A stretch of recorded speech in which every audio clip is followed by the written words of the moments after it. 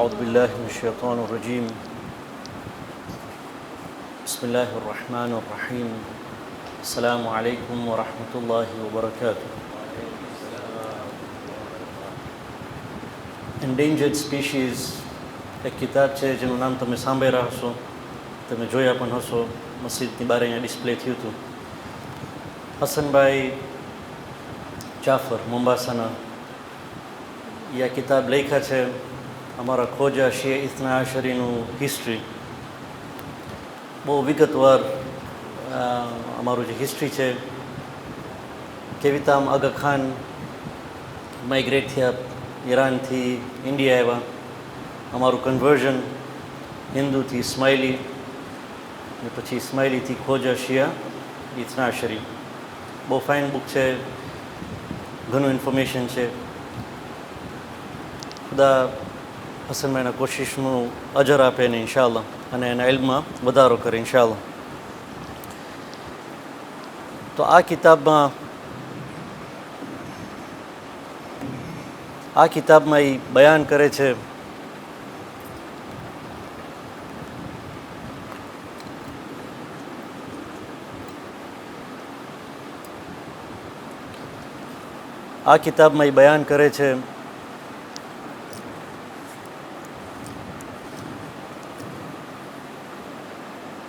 સલ્લુ અલા મુહમ્મદ વ આલી મુહમ્મદ.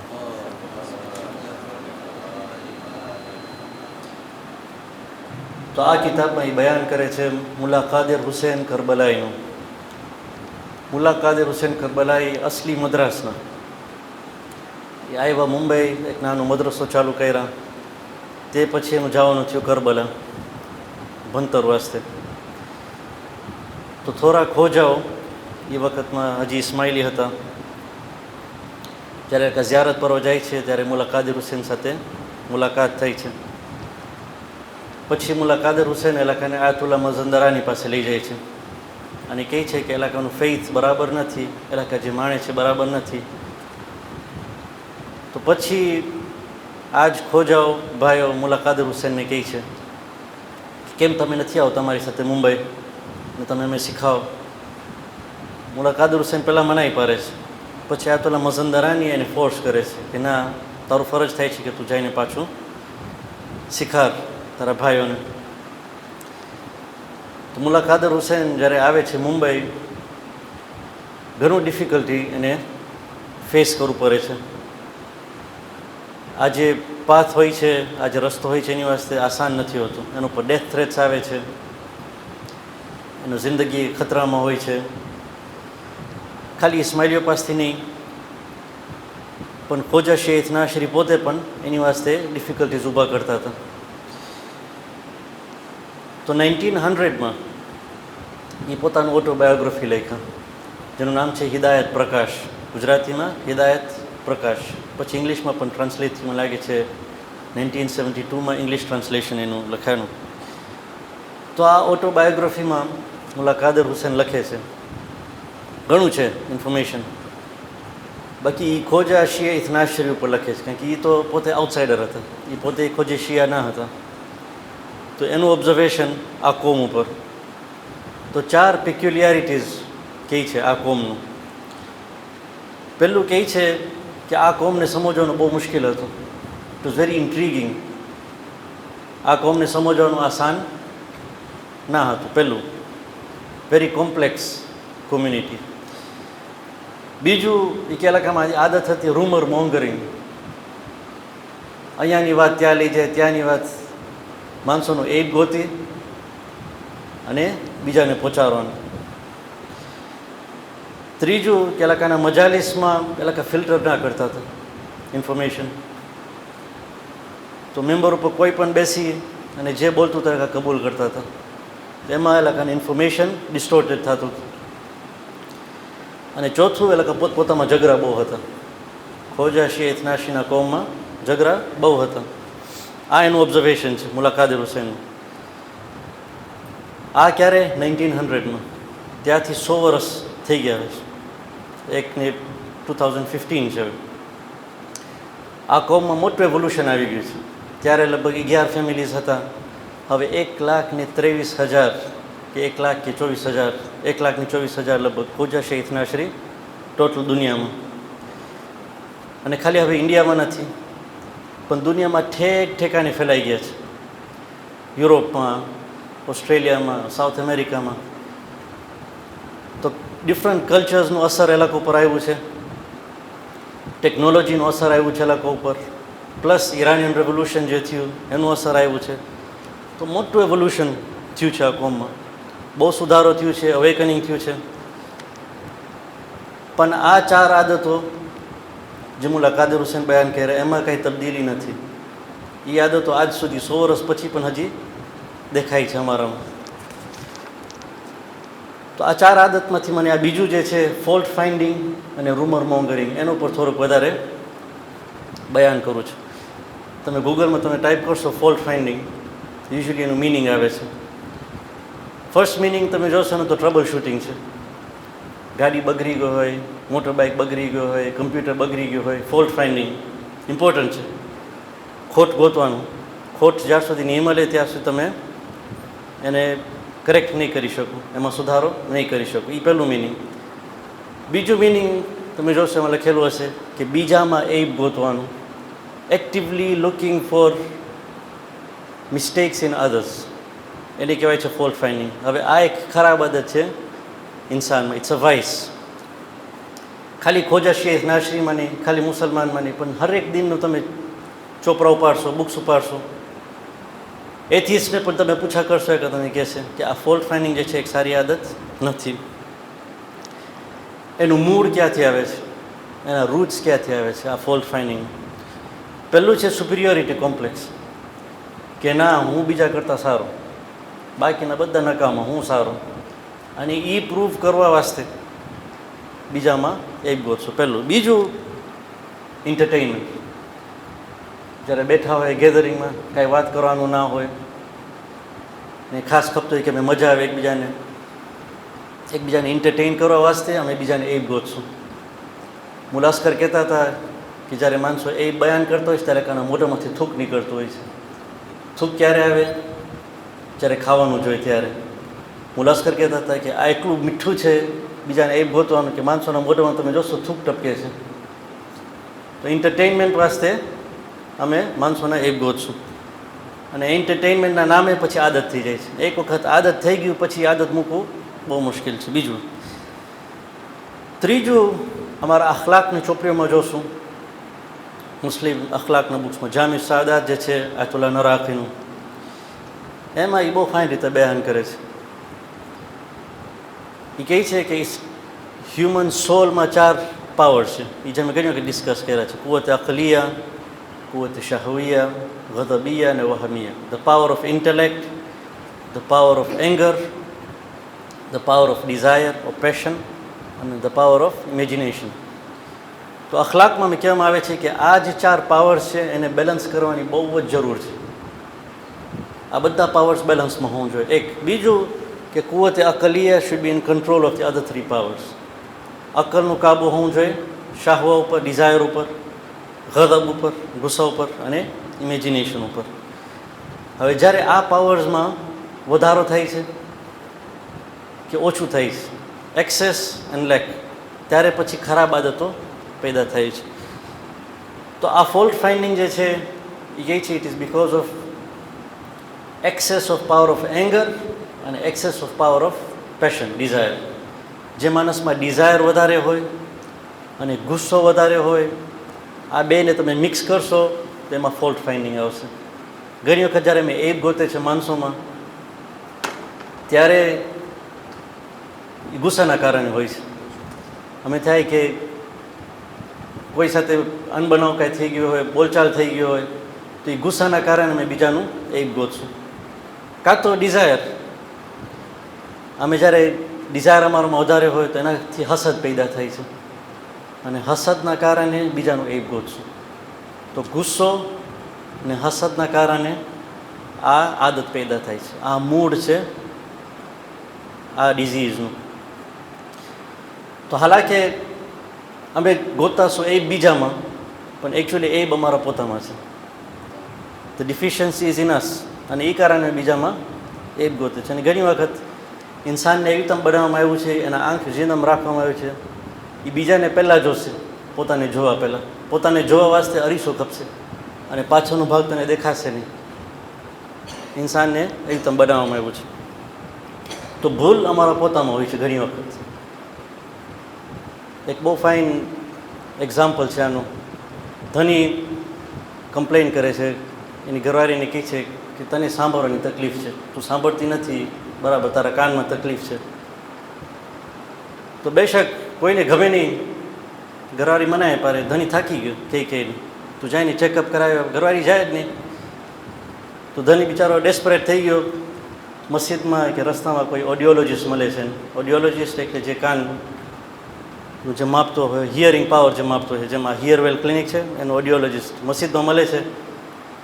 એને કહે છે કે મને ફેવર ખપે છે, મારી ઘરવાળીની છે તકલીફ સાંભળવાનું, પણ કબૂલ નથી કરતી ટેસ્ટ વાસ્તે આવવાનું. તું મને એક નાનકડું ટેસ્ટ કે જેથી હું પોતાને ઘરે ટેસ્ટ કરી શકું. જો કન્ફર્મ થાય તો હું એને કહું કે આવે તારી પાસે હિયરિંગ એઇડ વાસ્તે. તો ઓડિયોલોજીસ્ટ એટલે કહે છે કે બહુ આસાન છે, હું તને એક નાનું ટેસ્ટ આપું છું, તું તારી ઘરવાળીની કાંઈ સવાલ પૂછા કર, પણ તું 40 ફીટ દૂર ઊભો રહે. જેમ આઈ ટેસ્ટ હોય છે, આઈ ટેસ્ટ તમે દૂર રાખીને પછી વંચાવે. તો ઓડિયોલોજીસ્ટ એને કહે છે કે તું તારી ઘરવાળીથી 40 ફીટ દૂર ઊભો રહે અને કાંઈ સવાલ પૂછા કર. પછી જો જવાબ મળે છે કે નથી મળતો, પછી એમ કરતાં કરતાં તું 30 ફૂટ ઉપર જા, પછી 20 ફૂટ ઉપર જા, 10 ફૂટ ઉપર જા. જો 10 ફૂટથી પણ જો ના સાંભળે એ, તને બેશક કાનમાં પ્રોબ્લેમ છે. ધની બિચારો ખુશ ખુશ ઘરે જાય છે અને આ ટેસ્ટનું કોશિશ કરે છે.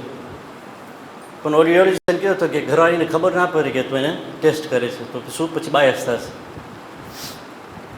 તો ઘરવાળી રસોડામાં હતી, કિચનમાં હતી.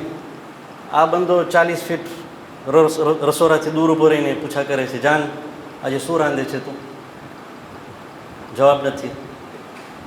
તો હવે થોડુંક આગળ જાય છે, 30 ફૂટ ઉપર જઈને ઘરવાળીને કહે છે, જાન આજે શું રાંધી છો? હજી જવાબ નથી. પછી 20 ફૂટ ઉપર જાય છે, જાન શું છે આજે? નથી જવાબ. 10 ફૂટ ઉપર જાય છે, સવાલ એ જ પૂછા કરે તો પણ જવાબ નથી.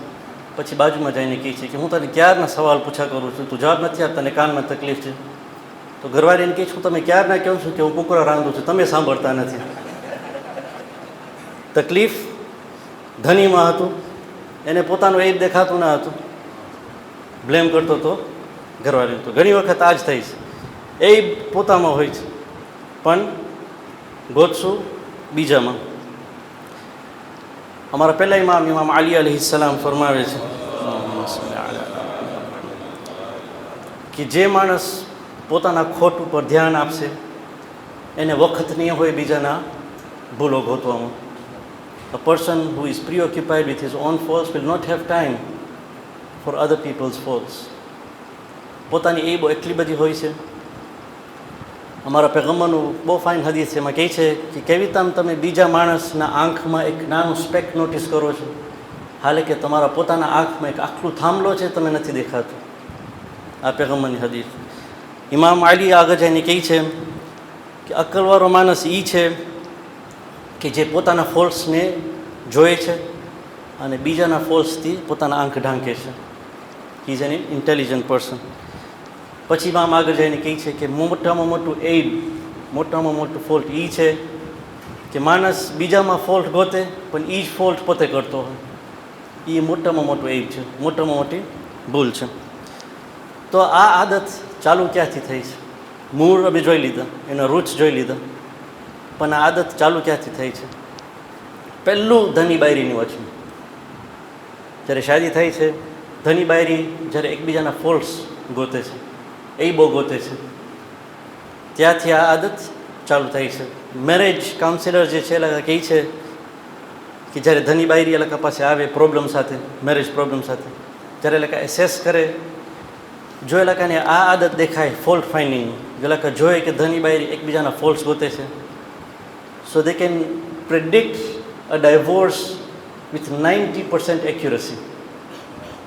એ લોકોને જો ડાયવોર્સ પ્રેડિક્ટ કરવું હોય તો આ આદતથી એ લોકો 90% એક્યુરસી સાથે પ્રેડિક્ટ કરી શકે કે આ જુદા જ પડશે.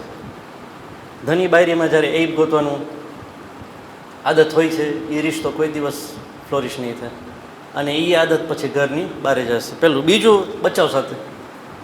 બચાવનું પણ અમે એબ જ ગોતતા હોય, ઇલાકામાં જે સારી ખાસિયત હોય એ અમે નહીં જોશું, પણ એબ જ ગોતતા હશું, અને બચ્ચા એ જોઈને પછી ઇલાકામાં આદત આવશે.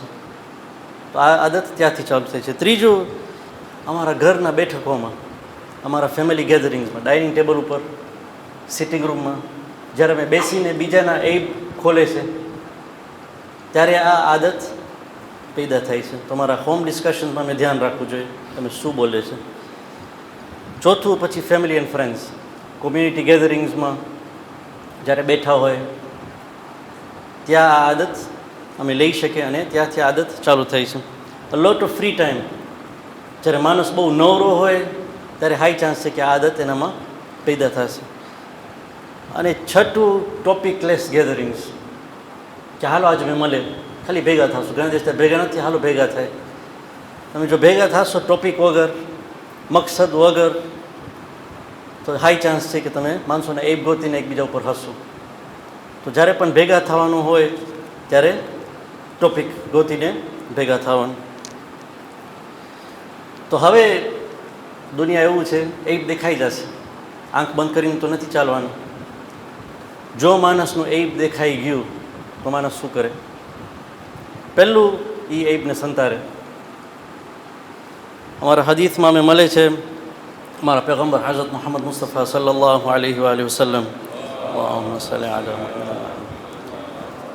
કે જે પોતાના મુસલમાન ભાઈ કે ઇન્સાન ભાઈનું એબ જોશે અને ઢાંકી નાખશે તો ખુદા કયામતના દિવસે એના એબ ઢાંકશે.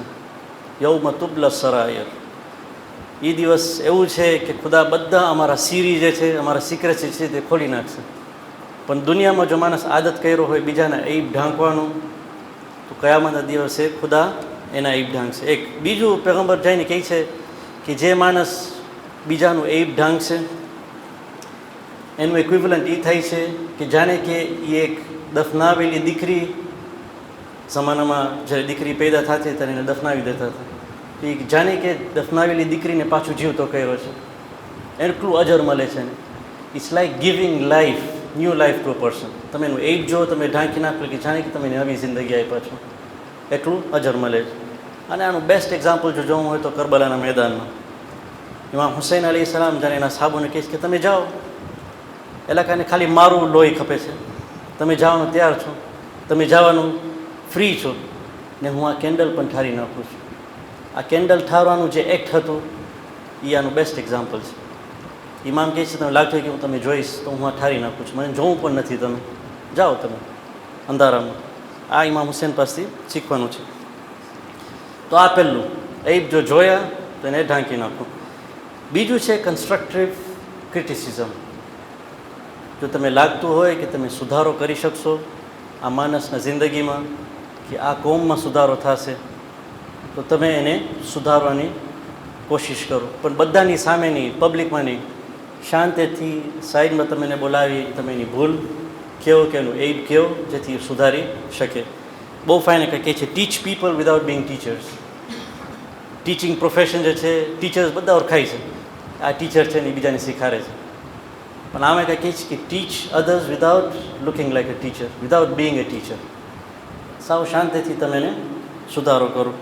ઇનફેક્ટ અમારા આઈમાં કહે છે, અમારા છઠ્ઠા ઇમામ ઇમામ સાદિક અલૈહિસ્સલામ કે અમારું વર્તાવ એવું હું જોઈએ, એ કહે છે કે મારો સૌથી ક્લોઝ અને બિલવેડ ફ્રેન્ડ એ છે કે જે મારા ફોલ્ટ્સ મને કહે, જે મારા એબ મને બયાન કરે, એ મારાથી સૌથી ક્લોઝ છે. તો અમારો એટીટ્યૂડ પણ એવું હું જોઈએ, જ્યારે માણસ આવીને અમે ભૂલ કહીએ તો ભૂલને કબૂલ કરીને સુધારવાની કોશિશ કરવાનું, રેઝિસ્ટ ના કરવાનું, કોશિશ કરવાનું કે એ ભૂલમાં સુધારો થાય. ટાઈમ ઓછું છે પણ બહુ ફાઇન સ્ટોરી છે. એમાં પેઇન્ટર હતો, છોકરો હતો, એને પેઇન્ટિંગ શીખવું હતું, પિક્ચર પેઇન્ટિંગ. તો જાય છે એના ગુરુ પાસે, જે પ્રોફેશનલ પેઇન્ટર, કે તું મને શીખાડ. તો ઓલો શીખાડે છે ને, શીખી લીધો પછી એને કહે છે હવે તું તૈયાર છો, તું જા હવે દુનિયામાં તું પેઇન્ટિંગ કર. તો આ બિચારો બહુ હમ્બલ સ્ટુડન્ટ હતો, એ કહે છે મને જોવું છે કે મારું પેઇન્ટિંગ કેવું છે. તો એ પહેલું પેઇન્ટિંગ કરે છે એનું, પછી એ રસ્તા ઉપર જઈને એનું પેઇન્ટિંગ રાખે છે, રસ્તાની વચમાં એનું પેઇન્ટિંગ રાખે છે અને સાઈડમાં નોટિસ લખે છે. તમે જો તમે આ પેઇન્ટિંગમાં કાંઈ ભૂલ દેખાય, જ્યાં તમે ભૂલ દેખાય ત્યાં તમે એક્સ નાખો. આ હું પેઇન્ટિંગ કર્યો છું, બેશક એમાં ભૂલો હશે, તમે વટાતા વટાતા તમે આ પેઇન્ટિંગને જો તમે કાંઈ ભૂલ દેખાય તો તમે એક્સ નાખો. એ પોતે ચાલતો થઈ જાય છે. સાંજના આવે છે તો જોઈ છે પેઇન્ટિંગ દેખાતું નથી, ખાલી એક્સ દેખાય છે બધી બાજુ. બિચારો બહુ ગમગીન થઈ જાય છે. એ પેઇન્ટિંગ લઈને જાય છે એના ગુરુ પાસે કે ગુરુ હું તો શીખો સરખી તમે આ શું? માણસો કહે છે ભૂલો એ ભૂલો દેખાય છે લાકાને.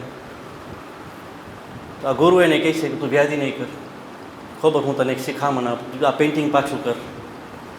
એ આ પેઇન્ટિંગ પાછું કરે છે, પછી કહે છે તું આવો મારી સાથે. એ જ રસ્તા ઉપર જાય રાખ્યો તો પહેલાં ત્યાં જ રાખે છે, પેઇન્ટિંગ રાખે છે અને સાઈડમાં પેઇન્ટ બ્રશ અને થોડુંક પેઇન્ટ રાખે છે. પછી નોટિસ લખે છે કે જેને આ પેઇન્ટિંગમાં કાંઈ સુધારો કરવો હોય તો આ પેઇન્ટ બ્રશ છે એમાં સુધારો કરે. તો સાંજના જ્યારે આવે છે ત્યારે જોઈશે પેઇન્ટિંગ એમને એમ છે, કોઈ ટચ નથી કર્યો. ઇનફેક્ટ મહિનો સુધી પેઇન્ટિંગ રહે છે ત્યાં રસ્તો પર, કોઈ એને ટચ નથી કરતું.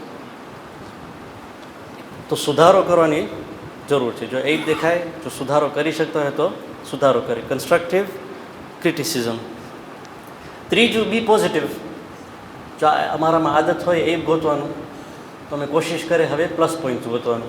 બહુ ફાઇન સ્ટોરી છે. ઇમામ નબી ઈસા અલૈહિસ્સલામ એના સાહબો સાથે ચાલતા હતા, મરેલા કૂતરા પાસે પસાર થાય છે, સરતો હતો કૂતરો. તો આ સાહબ બધા કહે છે કેવી ખરાબ વાસ આવે છે આ કૂતરામાંથી. તો નબી ઈસા કહે છે કે જો એના દાંત કેટલા સારા છે. નબી ઈસા વોઝ સો પોઝિટિવ કે એના દાંત જો કેટલા ધોરા છે, કેટલા વ્હાઇટ દાંત છે એને. તો અમે આદત કરવું જોઈએ કે માણસોમાં એબ કરતાં પ્લસ પોઈન્ટ્સ ગોતે. આ આદત જો અમે સુધારશું નહીં, માણસોમાં ભૂલો ગોતવાનું, તો એનું અસર શું થશે? પહેલું અસર તો અમારા પોતા ઉપર જ છે. અમે બેશક બીજાને એબ ગોતશું, કદાચ એલા કાંઈ ફરક પડે, કદાચ ફરક ના પડે, પણ પોતા ઉપર પહેલાં ફરક પડે છે. કારણ કે આ ગુસ્સો ને હસદનો નતીજો છે. ગુસ્સો અને હસદમાં પહેલાં માણસને નુકસાની થાય, પછી બીજાને નુકસાની થાય. અમે કહેવામાં આવે છે કે અમારા ઈમાનને બારે છે જેવી આગ લાકડાને બારે છે.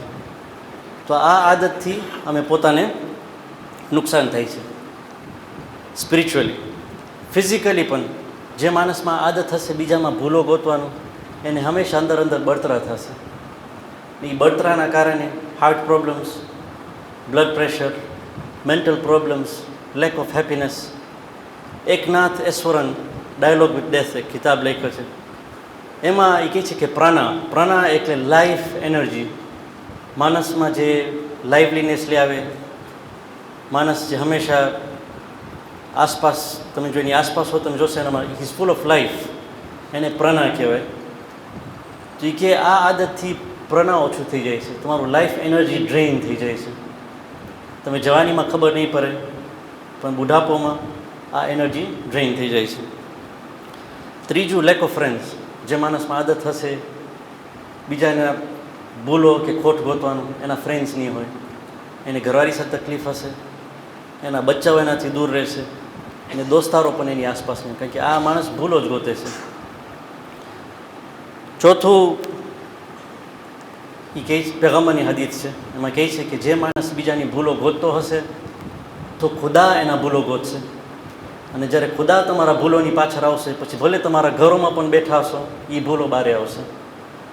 તો અમે જો ખપતું હોય કે અમારી ભૂલો બહાર નીકળે, તો અમે બીજાને ભૂલો ગોતે. બીજાના ભૂલો ગોતવાથી અમારા પોતાના ભૂલ બહાર નીકળશે. અને પાંચમું તો જહન્નમનું આગ ખોભરે છે.